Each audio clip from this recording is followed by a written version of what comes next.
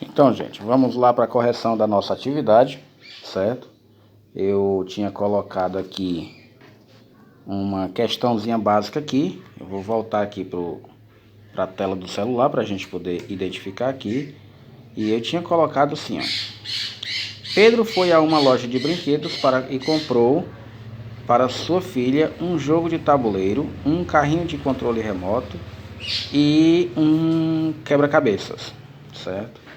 Então eu fiz uma lista aqui, vou fazer uma lista aqui dos preços que tem lá na tabela e vamos discutir sobre isso. Então, aqui está a tabela, certo? Nós temos o produto e o valor em real. Olha, nós vamos observar que o trem, deixa eu focar aqui a câmera, pronto, o trem custava R$55, a bola de basquete 40, o carrinho de controle remoto R$100, a moto de controle remoto R$40, um quebra-cabeça 65, o jogo de tabuleiro 45 e o jogo de montar R$30.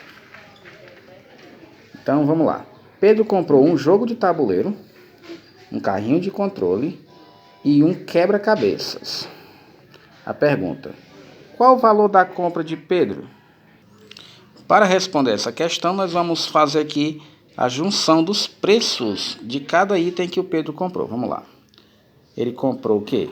Um jogo de tabuleiro, né? Um carrinho de controle e um quebra-cabeça. Quanto que é o jogo de tabuleiro? Vamos lá. Jogo de tabuleiro, 45. Então vamos colocar aqui 45. Um carrinho de controle remoto. Carrinho de controle remoto é R$100. Então, vamos adicionar R$100. E um quebra-cabeças. Quanto que é o quebra-cabeça? R$65. Pronto, agora nós vamos somar tudo. 5 mais 5, 10, eleva 1. 4 mais 6, 10 e 1, 11. Vai 1, 2. 210.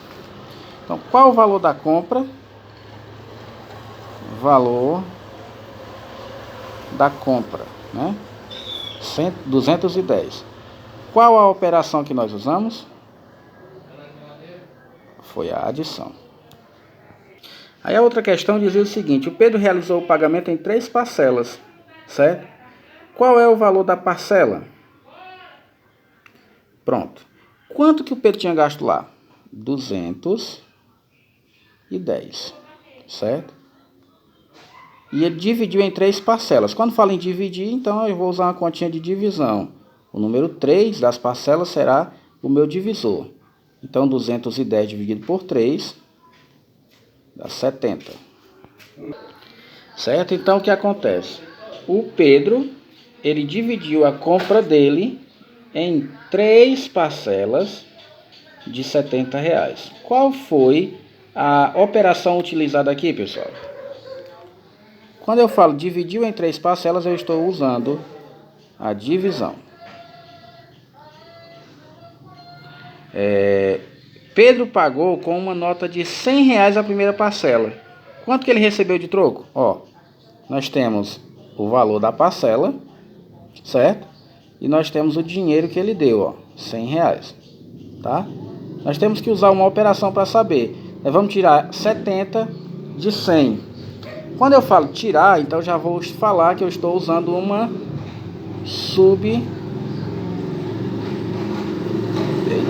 subtração. O apoio hoje não está muito bom, subtração. Então o que acontece aqui, ó? 0, né? 10 menos 7, 3. Então, o troco dele, certo? Seria R$30.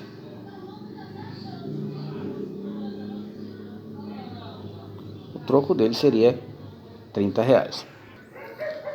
A outra diz o seguinte: Pedro tinha limitado em R$80 o limite das parcelas, certo?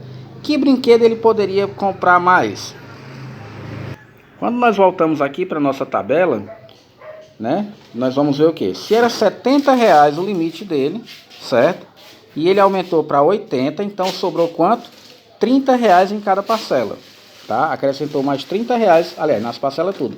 Acrescentou mais R$30 ao total. Qual era o brinquedo aqui de R$30? Um jogo de montar, certo? Então pronto, a pergunta era: se Pedro tinha limitado o gasto em R$80, né? O limite das parcelas. Qual o brinquedo que ele ainda poderia comprar? De novo lá, o jogo de montar. Jogo de montar.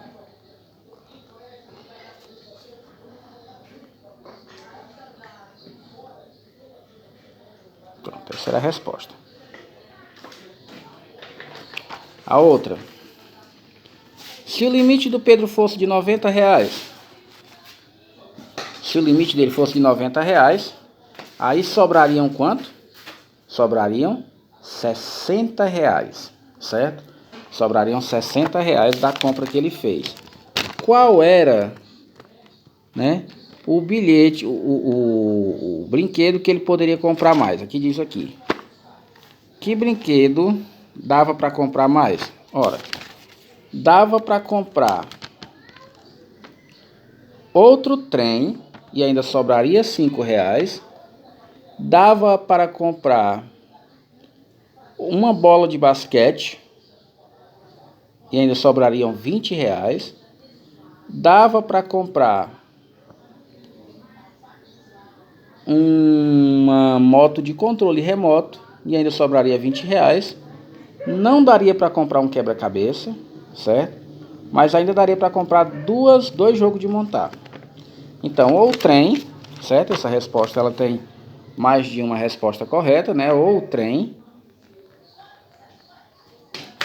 que iria sobrar dinheiro e não dava para comprar o trem, né? Ou 2 jogos de montar. Dava para comprar ou o trem ou 2 jogos de montar. O trem ia sobrar R$5, os 2 jogos de montar ia eliminar totalmente. E aí, por que é importante uma pesquisa de mercado? Gente, uma pesquisa de mercado é importante porque às vezes um objeto que tem, por exemplo, valor de R$70 em um comércio, no outro pode ter de 80, mas pode ter de 65, o mesmo objeto, certo? Então é bom você fazer uma pesquisa de mercado para você comparar os preços, tá? Então, por que é importante? Para comparar os preços dos produtos. Essa seria a resposta correta, né? E por que parcelamos algumas compras? Porque na maioria das vezes a gente não tem o dinheiro todo para pagar à vista, certo? E a facilidade de pagar parcelado é bem grande. Então é mais vantajoso para muitas pessoas pagar parcelado, ainda que pague mais caro, mas pagar parcelado com um prazo maior de tempo. Ou seja, o que você poderia gastar 210, como no caso do Pedro, que gastou 210 aí nesse problema, né? Ele só teve que pagar R$70 para poder levar todos os objetos para casa. Embora que depois ele vá pagar mais 2 parcelas de R$70. Mas naquele momento ele não vai ter que pagar nada mais que R$70.